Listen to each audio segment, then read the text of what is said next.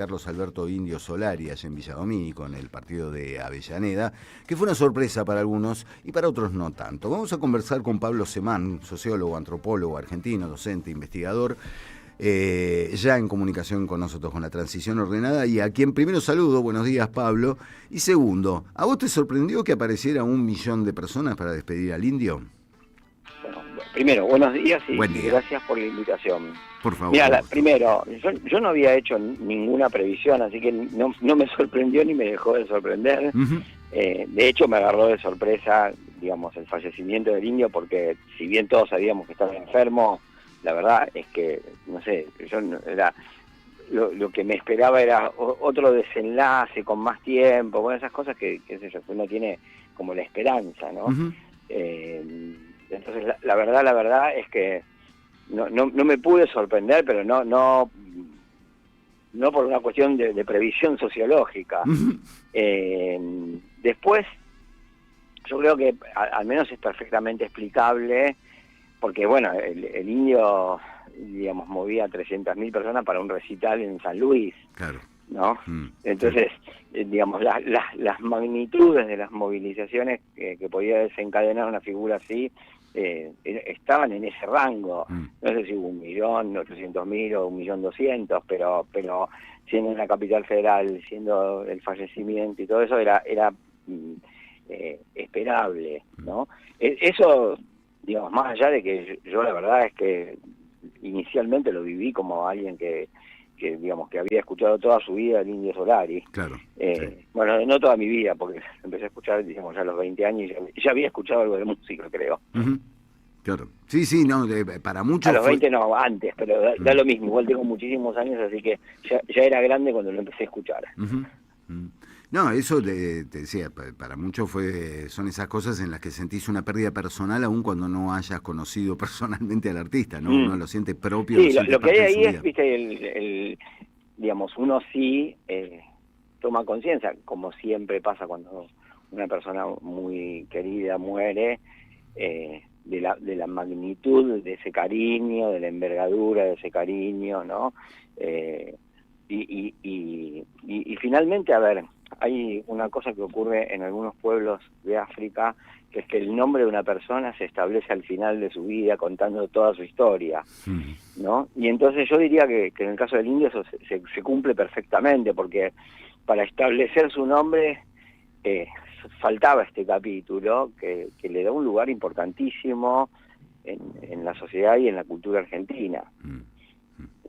Estamos hablando con Pablo Semán, sociólogo, antropólogo argentino, y el funeral o la despedida del Indio, inevitablemente uno lo encadena a varias expresiones populares que están sucediendo. Tuvimos una nueva marcha del ámbito educativo, de los docentes y no docentes, reclamando el cumplimiento de la ley de financiamiento universitario. Hubo una marcha de la CGT también previa a eso. Esto que sucedió con el Indio, las pibas otra vez ganando la calle, era un aniversario del Ni Una Menos, pero también con una energía renovada por 3 nuevos femicidios en apenas una semana. ¿Qué palpás que está sucediendo en una sociedad en la que uno siente que hay un plan económico que está acogotando a la gran mayoría de la población, pero siempre se pregunta, bueno, ¿dónde estará el límite? ¿Dónde comienza la reacción del pueblo? Mira, a mí me parece, yo soy bastante crítico de esa expectativa. Claro. Primero que me parece que, digamos, por alguna razón de memoria histórica y de generaciones, todos pensamos que las crisis y que la historia de Argentina es una cuenta regresiva hacia 2001. Bueno, no es así. O sea, puede que sí, puede que no. Lo más probable es que no. ¿No? Y que después de 2001 viene Néstor de nuevo, ¿no? No es que se inauguró el ciclo del eterno retorno entre 2001 y 2003, primero. Claro. La segunda cuestión es que el triunfo del Frente de Todos en 2019 frente al macrismo reavivó esa expectativa, porque era como un 2001 electoral, que después le pueden echar la culpa a Alberto, pero en realidad, digamos, si uno ve lo que es el Frente de Todos hoy, se da cuenta que no hace falta Alberto para que sea un desastre, es un desastre igual. Entonces tampoco ni era culpa de Alberto ni aquello fue un 2001.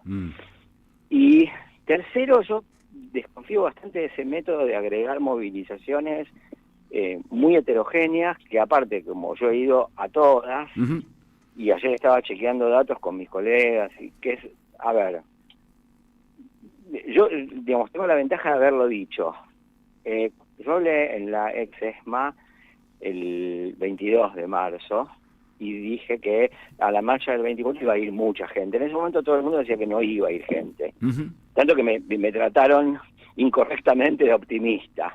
Pero yo pensaba que iba a ir mucha gente. Pero iba a ir mucha gente en el sentido que iba a ir más que lo que ellos esperaban, no que iba a ser la marcha más amplia de todos, ¿no? Una de las cosas que yo veo en todas esas marchas donde sí hay gente es, por ejemplo, no están los jóvenes sub-25. Alguien me va a decir, algunos van a decir, no, pero yo vi, aparte había pibes en los secundarios. Nos hemos acostumbrado tanto a que no decimos las cosas que no nos gustan, que hemos preferido vivir en la mentira, digo desde el campo popular. Entonces, sí, fueron jóvenes, sub-25, sí, claro, algunos secundarios, otros con la madre, otros con el padre, pero donde antes había un 20, 30% de jovencitos, ahora había un 10%. Y eso, digamos, vale tanto para el Ni Una Menos como para lo del Indio. Lo del Indio era impresionante eso. Era gente de entre 30 y 60 años. Claro. ¿Había jóvenes más jóvenes? Sí, había. Y vieron 1.000, y sí, había 1.000.000. Y vieron 10.000, y sí, había 1.000.000. Y había 100.000, y sí, y había 1.000.000. ¿No? Entonces, yo desconfiaría mucho de esas cuentas, sobre todo que, digamos, la hipótesis interpretativa no puede ser necesariamente un 2001. Ahora, ¿todo eso quiere decir que no pasa nada? No, tampoco. Lo que pasa es que nosotros no sabemos lo que pasa, y hace mucho tiempo que no sabemos lo que pasa, porque lo que nos pasa es que no vemos lo que no vemos. No sabemos lo que no vemos. Entonces yo, digamos, no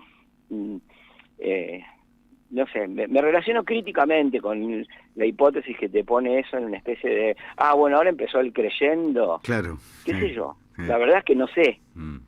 O sea, lo que a mí me parece es que tampoco yo me autorizaría o dejaría de autorizar a militar y a hacer cosas porque hay o no hay creyendo. Claro. Que ese me parece otra cosa, ¿no? Que yo soy pesimista y no sé si quieren un socialdemócrata de ultraderecha, pero nunca niego la voluntad. Hay gente que es hiper radical, roja, ¿viste? Pero milita cuando hay algo para ganar. Bueno, qué sé yo. No sé, me parece que hay cosas para ganar, hay cosas para frenar, pero por eso no sacaría la cuenta de los millones de personas, ¿no? Claro, ponerlo en el punto justo, ¿no? Ni pasarse de optimista ni de pesimista. Claro, pero además hay otra cosa que es, ojo que entre los votantes de Milei había muchos seguidores del Indio, sí. Y yo diría, había muchos seguidores votantes de Milei, incluso en la marcha, que no te lo iban a decir. Sí.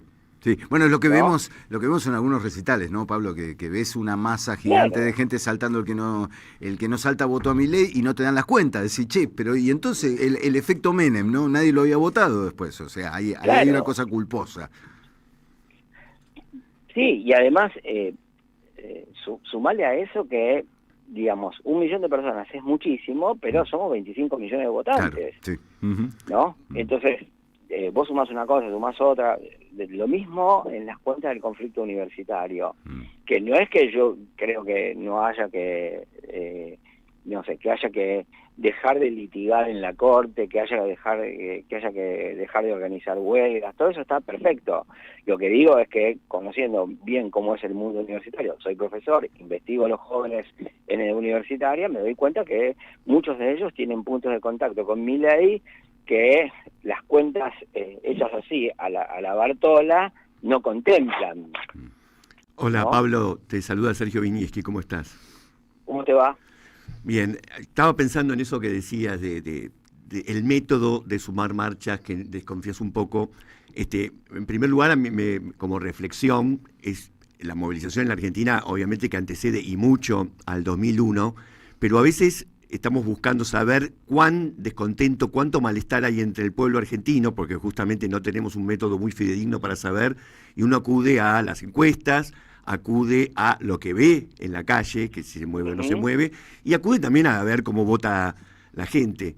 De alguna de estas formas es como uno va recogiendo, ¿hay o no hay malestar respecto a Milei? Porque uno quiere saber si va a seguir ese gobierno o no, pero es verdad que de movida no te gusta tener que salir a la calle aunque no tengas mucha gente que te acompañe. Claro, ese es el punto, ¿no?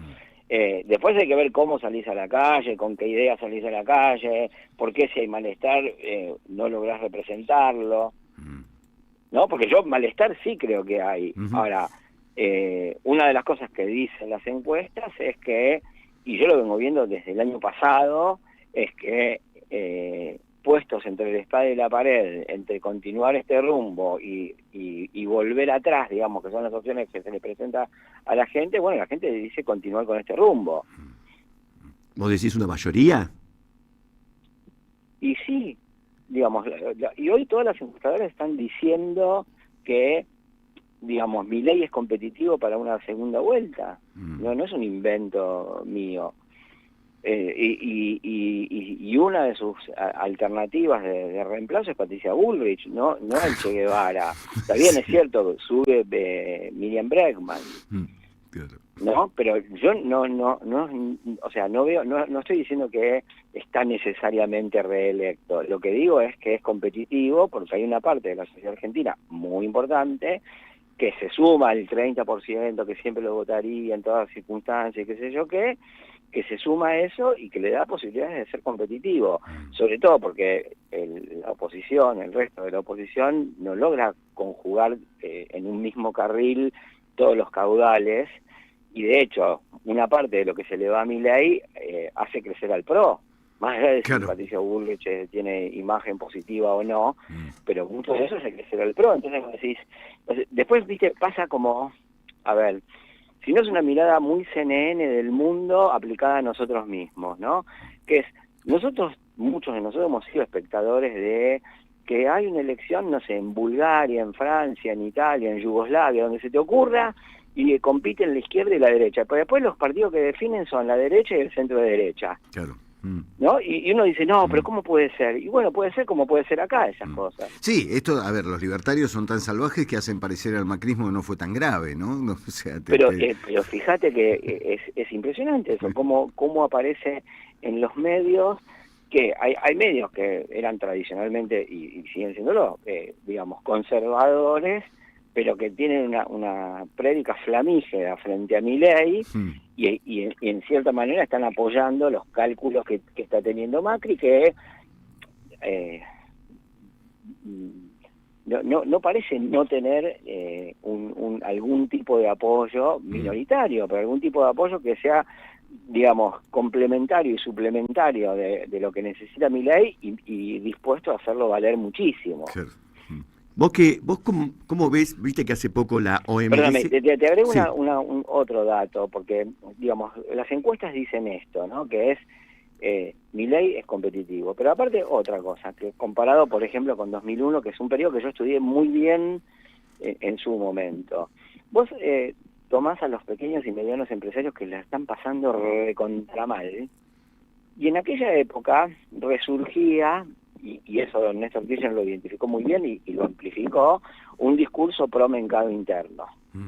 Sí. ¿No? Yo me acuerdo muy bien en una época que yo entrevistaba a un empresario pyme que había sido, yo lo venía siguiendo desde el 99, el tipo había sido recontracabalista, era contra los derechos humanos, y en el 2003 el tipo era totalmente nestorista, también contra los derechos humanos, pero por lo menos desde el punto de vista económico reivindicaba el mercado interno. Hoy esos empresarios lo que te dicen es otra cosa, te dicen, no, nosotros lo que queremos es competir, pero queremos que nos bajen los impuestos, que hagan la reforma laboral, que hagan esto, lo otro.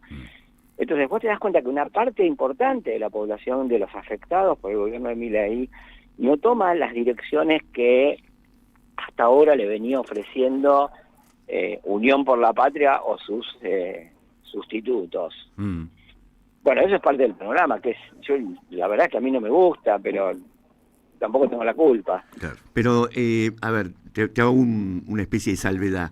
En las elecciones que Milei terminó siendo presidente, si uno hacía una especie de origen social del voto, daba que muchos sectores populares apoyaban a Milei. Me acuerdo que Patricia Bullrich tenía la clase media de La Matanza y Milei tenía la clase baja de La Matanza. En las últimas elecciones, Milei sobre todo se impuso entre las clases medias altas y clases medias, recogiendo un voto que ya no era tan popular. Ese fue el resultado de las últimas elecciones, sobre todo en la provincia de Buenos Aires. ¿No notás un cambio ahí, como que se hizo más clasista el voto a Milei? Noto algo de cambio yo no hago una salvedad, sino agrego algunos matices. Sí. A ver, el primero es que Milei había tenido un voto muy extendido en los sectores populares. Sí.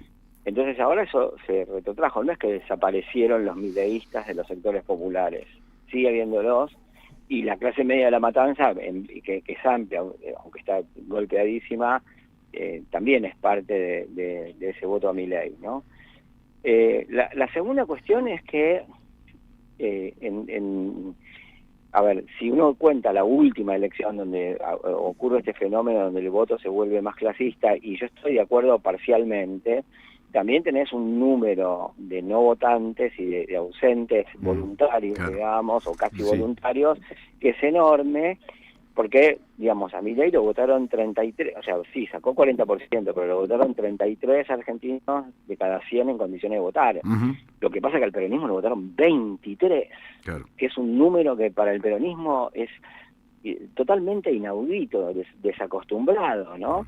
Bueno, entonces, vos tenés no votantes, y los no votantes, está bien, yo, si todo el mundo quiere estar tranquilo consigo mismo, que ellos digan, son despolitizados, son desclasados. Yo, que entrevisté y clasifiqué distintos grupos de no votantes, lo único que no puedo decir es que sean despolitizados, ¿no?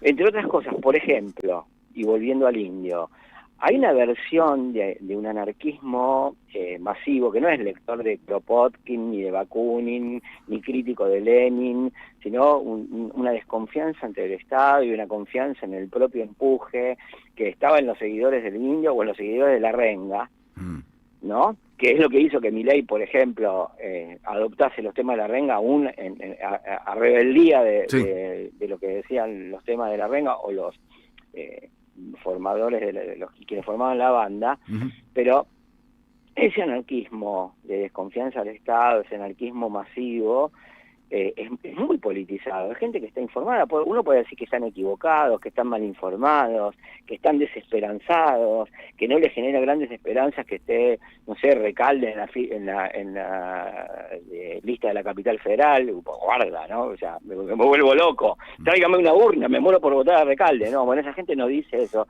Y yo voy a decir que son despolitizados, que son desclasados, que no les preocupa nada. No, los veo como un gesto de sabiduría, decir, mira, ¿sabes qué? Yo para perder el tiempo una tarde entera y ir a votar a estos tipos, prefiero quedarme en mi casa. Cualquier cosa va a ser mejor. ¿Qué le vas a decir? ¿No? Y nuestro sistema clasificatorio es totalmente a contramano de nuestras percepciones. Porque nosotros en buena ley no le diríamos nada, pero después salimos y hacemos análisis de, no, bueno, estos son despolitizados.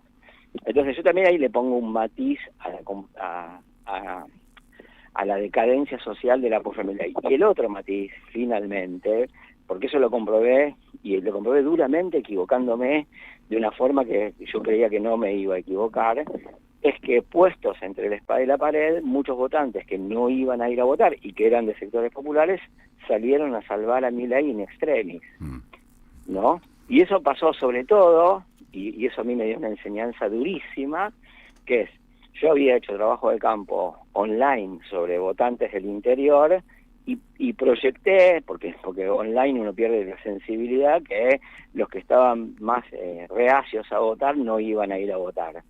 Y sucedió exactamente lo contrario, que los que estaban reacios a ir a votar, no, fueron a votar. Y ahora no me acuerdo de memoria, ¿no? Pero yo tenía una clasificación de 4 grados de sí, pero, ¿no? Entonces, eso sigue existiendo, y hay que contarlo, sobre todo en ese contexto que vos decís, que uno tiene que sacar la conclusión de que al peronismo lo votan 23 de cada 100 personas en condición de votar. O sea que el que le tiene que ganar al peronismo no tiene que sumar mucho. Pablo, te agradecemos el tiempo, el análisis clarísimo, gracias por esta charla y bueno... Después de este baño de realidad, yo espero que en lugar de deprimirse, claro, y en lugar de buscar aliento en drogas raras, entendamos que hay mucho por hacer, ¿no? Totalmente. Porque yo, o sea, mi análisis es un poco aguafiestas, pero no es a favor de la desmovilización. Claro. No, igual tu análisis en 2 minutos lo vamos a negar y vamos a seguir con nuestras ideas. No, pero estoy totalmente seguro, porque aparte la negación es la fuerza más poderosa del planeta. Claro. De hecho, estamos donde estamos Por la negación. Claramente. O sea, Sergio sabe que desde hace, no sé, por lo menos 16 años que venimos discutiendo estas cosas, y yo vengo diciendo no neguemos la posibilidad de la derrota, y me dice no, vos sos un negador, vos sos un pesimista, así que no me extrañaría. Pablo, te mando un gran abrazo, gracias. Otro grande para ustedes. Hasta luego. Pablo Sebán, sociólogo, antropólogo argentino, docente, investigador, en una charla que ha tenido sus matices y sí, estamos surfeando todo el tiempo entre ese pesimismo y optimismo y el querer que las cosas cambien porque la estamos pasando mal y no poder. Sí, podemos barrer bajo la alfombra algunas de las cosas, como bien dijo Pablo, pero si las barremos bajo la alfombra sabemos que después terminamos sorprendiéndonos de algo que al cabo no era tan sorprendente. Vamos a hacer una pausa, una tanda comercial, la primera en la transición ordenada, y volvemos con más aquí en AM530. En Argentina a veces parecen suceder las mismas cosas una y otra vez. Transición ordenada. 2 horas de radio en el destino circular. Transición ordenada. En AM530. Para aprender a volar, entre tanta gente de pie, hay una radio que nunca se apaga.